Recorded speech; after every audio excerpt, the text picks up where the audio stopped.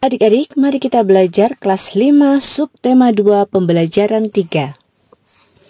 Indonesia memiliki banyak gunung berapi yang menyebabkan tanah di Indonesia subur dan mudah ditanami tanaman pangan. Tidak mengherankan, sebagian besar penduduk Indonesia memanfaatkan kesuburan tanah untuk bertani. Para petani biasa mengelola dan memanfaatkan setiap musimnya untuk menanam dan memelihara tanaman. Pengertian mereka tentang masa tanam dan panen dipengaruhi oleh pemahaman mereka tentang perubahan musim hujan dan kemarau. Pada musim hujan, air melimpah, sedangkan pada musim kemarau, air sangat sedikit dan harus dibagi rata untuk semua petani. Oleh karenanya, para petani membuat sistem pengairan secara mandiri seperti yang telah lama dilakukan oleh masyarakat petani di Bali. Sistem pengaturan air di Bali disebut subak. Ingin tahu lebih banyak tentang subak? Bacalah dengan seksama artikel berikut ini.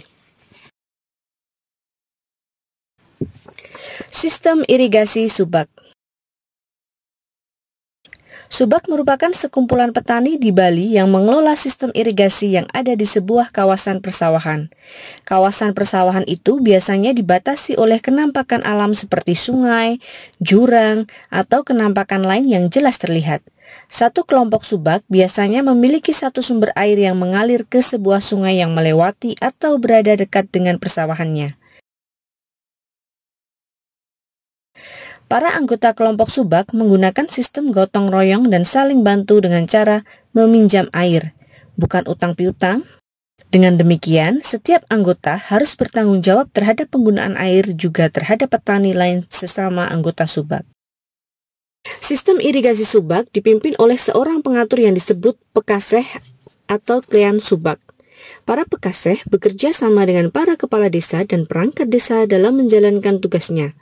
Para pekaseh ini diangkat oleh petani, bukan oleh perangkat desa. Mereka mengatur dan memberitahukan ketersediaan air pada areal persawahan kelompoknya.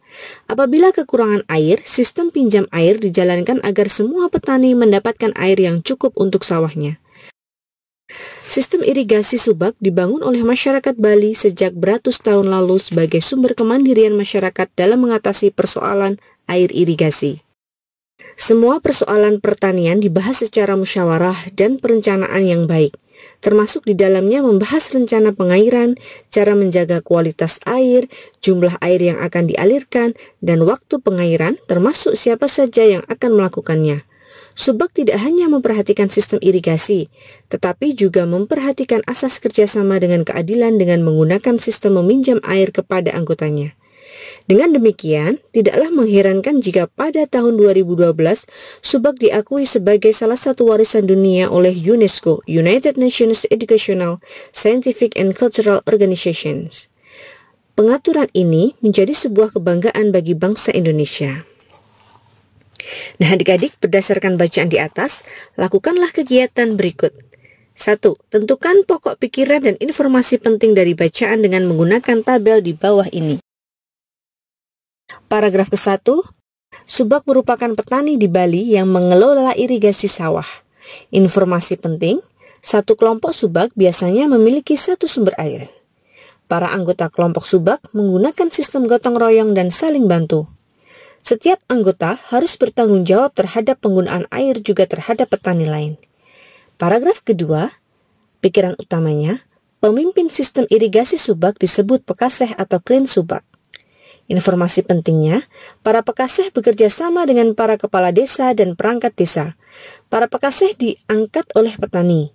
Mereka mengatur dan memberitahukan ketersediaan air pada areal persawahan kelompoknya.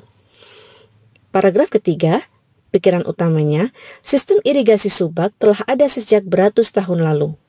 Untuk informasi pentingnya, semua persoalan pertanian dibahas secara musyawarah dan perencanaan yang baik. Subak juga memperhatikan asas kerjasama dan keadilan. Di tahun 2012, subak diakui sebagai salah satu warisan dunia oleh UNESCO. 2. Buatlah ringkasan berdasarkan bacaan tersebut. Subak merupakan petani pengelola irigasi sawah di Bali. Para anggota kelompok subak saling membantu dan gotong royong dalam membagi air. Sistem irigasi subak diatur oleh seorang pekaseh atau klin subak yang bertugas juga memberitahukan ketersediaan air pada sawah kelompoknya. Sistem subak sangat memperhatikan asas kerjasama dan keadilan. UNESCO telah mengakui subak sebagai warisan dunia pada tahun 2012. Yang ketiga, bersama dengan kelompokmu, diskusikanlah pertanyaan-pertanyaan berikut ini. Jawablah di buku catatanmu, setelah itu presentasikan hasil diskusimu. A. Apakah tujuan dibentuknya subak? Untuk mengelola irigasi sawah. Apa saja manfaat yang diperoleh para petani dari sistem irigasi subak di Bali? Semua petani mendapatkan air yang cukup untuk sawahnya. Yang C. Apa sajakah peran pekaseh? Mengatur dan memberitahukan ketersediaan air pada areal persawahan kelompoknya. D. Bagaimana cara anggota kelompok subak di Bali dalam mengambil keputusan? Keputusan diambil dengan bermusyawarah dan direncanakannya dengan baik. E. Apa yang menyebabkan sistem subak berhasil meraih perhatian dunia? Karena sistem subak juga memperhatikan asas kerjasama dan keadilan dengan menggunakan sistem meminjam air kepada anggotanya. F. Jelaskan nilai-nilai persatuan dan kesatuan yang didapatkan dari sistem irigasi subak di Bali. Nilai persatuan dan kesatuan dari sistem irigasi subak ditunjukkan dari prinsip asas kerjasama dan keadilan sehingga para petani saling gotong royong dan saling membantu dalam masalah pengairan sawah. Selain itu, segala persoalan pertanian dibahas secara musyawarah. Peristiwa Proklamasi Kemerdekaan Republik Indonesia.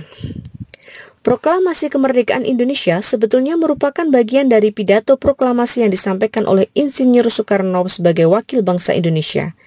Proklamasi tersebut dibacakan pada tanggal 17 Agustus 1945 pukul 10 waktu Indonesia Barat, bertempat di Jalan Pegangsaan Timur nomor 56 Jakarta. Pada saat yang sama, dikibarkan bendera merah putih sebagai bendera negara dan dinyanyikan lagu kebangsaan Indonesia Raya ciptaan W.R. Supratman. Setelah melalui waktu yang sangat lama, disertai pengorbanan besar seluruh rakyat Indonesia, akhirnya kemerdekaan dapat diwujudkan. Pada saat menjelang diproklamasikan kemerdekaan Indonesia, tepatnya pada tanggal 16 Agustus 1945, terjadi penculikan terhadap dua tokoh bangsa Indonesia yang paling terkemuka, yaitu Insinyur Soekarno dan Dr. Andes Muhammad Hatta oleh para pemuda pejuang Indonesia. Mereka dibawa dari Jakarta ke Rengas Dengklok, Karawang, Jawa Barat. Tujuan penculikan adalah agar kedua tokoh penting ini terhindar dari pengaruh ancaman dan tekanan pemerintah pendudukan Jepang. Keesokan harinya, kedua tokoh dikembalikan lagi ke Jakarta dan diamankan di rumah Laksamana Muda Tadashi Maeda, tentara Jepang yang bersimpati terhadap perjuangan rakyat Indonesia untuk merdeka. Di rumah itulah naskah proklamasi dirumuskan oleh 3 orang pemimpin golongan tua yaitu Insinyur Soekarno, Dr. Andes Muhammad Hatta, dan Mr. Ahmad Subarjo. Dari golongan muda ada Soekarni, B.M. Diah, dan Bahdiro. Setelah selesai ditulis, naskah proklamasi diketik oleh Sayuti Melik. Kemudian, Insinyur Soekarno dan Dr. Andes Muhammad Hatta menandatanganinya atas nama bangsa Indonesia. Sejak saat itu, bangsa Indonesia hidup merdeka dalam bingkai negara kesatuan Republik Indonesia. Melalui proklamasi tersebut, bangsa Indonesia mengumumkan kepada seluruh dunia bahwa bangsa Indonesia telah bebas dari penjajahan. Adapun isi proklamasi tersebut adalah sebagai berikut. Proklamasi. Kami, bangsa Indonesia, dengan ini menyatakan kemerdekaan Indonesia.